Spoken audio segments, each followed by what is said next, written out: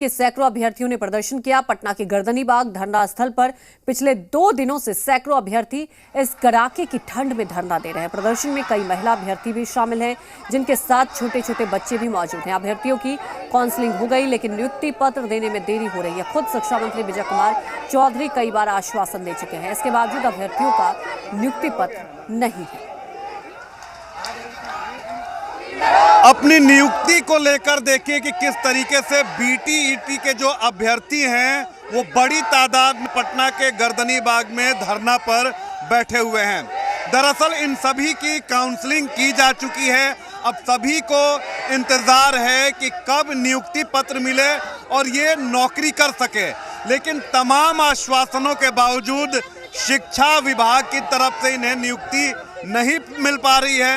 लिहाजा देखिए कि किस तरीके से ये लोग अपनी आवाज बुलंद कर रहे हैं।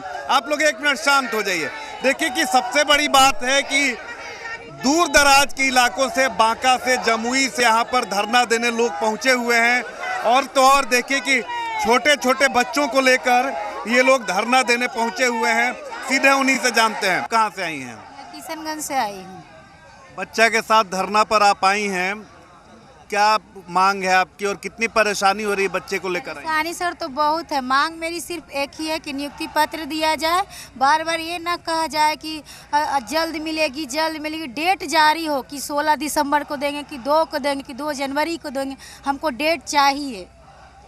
तो देखिए कि नियुक्ति पत्र की मांग को लेकर ये लोग धरना पर बैठे हुए हैं। और सबसे बड़ी बात है कि लगातार शिक्षा मंत्री आश्वासन देते हैं, उसके बावजूद भी जो इनकी मांग है वो पूरी नहीं हो पा रही है। लिहाजा ये लोग धरना पर बैठे हुए हैं और ये कोई पहली दफ़े नहीं है जब ये धरना पर बैठे हुए हैं। इसके पहले भी प्रोटेस्ट कर चुके हैं, तब भी आश्वासन मिला कि इनकी सारी मांगें जो हैं वो पूरी होंगी। लेकिन तमाम आश्वासनों के बावजूद अगर इनकी मांग नहीं पूरी हो पा रही है तो हम जानने की कोशिश करेंगे।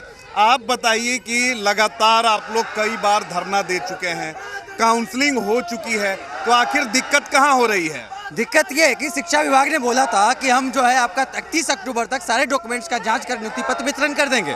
तो हम लोग बस इतना ही मानते हैं। शिक्षा विभाग 10 बहाने बना रही है, शिक्षा मंत्री 10 बहाने बनाते हैं। हम लोग का बस इतना सा मांग है, आप नियत तारीख बता दीजिए।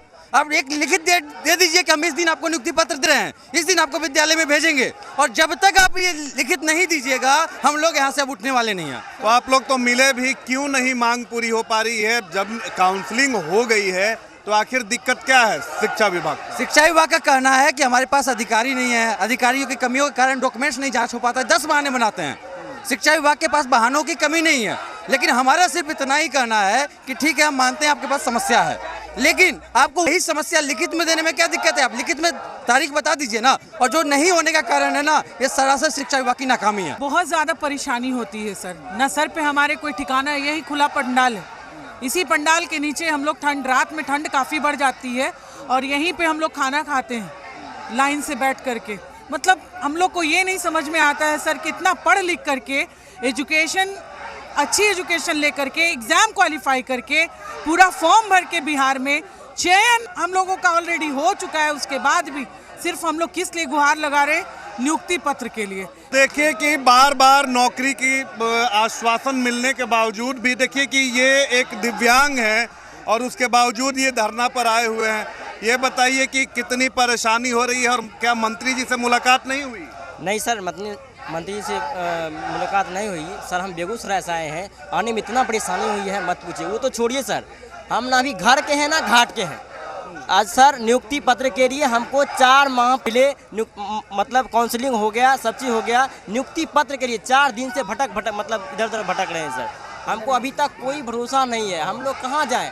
घर से प्रताड़ित किया रहा है, इधर से प्रताड़ित किया जा रहा है, सब तरह से प्रताड़ित किया जा रहा है, लेकिन हमको अभी तक सर कोई रास्ता नहीं है सर, मैं भागलपुर से हूँ, रामाश्रय सिंह, और मेरी नियुक्ति हुए विगत 4 महीना हो गया है और सरकार हम लोगों को घुमा रही है। हम लोग बेरोजगार बने हुए हैं, चयनित होकर के बेरोजगार बने हुए हैं। तो देखिए कि इनके दुख को, इनकी व्यथा को आप बखूबी समझ सकते हैं कि इन सैकड़ों जो छात्र हैं, जो लोग नौकरी की आस में थे, काउंसलिंग हो गई है, लिहाजा उम्मीद थी कि नौकरी मिलेगी, लेकिन तमाम आश्वासनों के बाद पिछले 4 महीने से ये लोग ज्वाइनिंग लेटर का इंतजार कर रहे हैं और ज्वाइनिंग लेटर कब मिलेगा इसकी कोई जानकारी नहीं है। शिक्षा मंत्री कई दफे आश्वासन दे चुके हैं, लेकिन उसके बावजूद भी इन्हें जो नौकरी की जो आस है, जो उम्मीद है, वो टूटती हुई दिखाई दे रही है।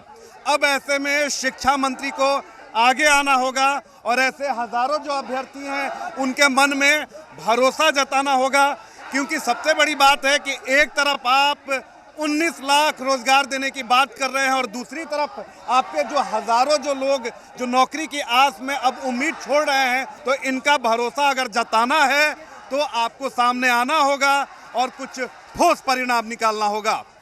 कैमरा पर्सन दीनानाथ ओझा के साथ रितेश मिश्रा, जी मीडिया, पटना।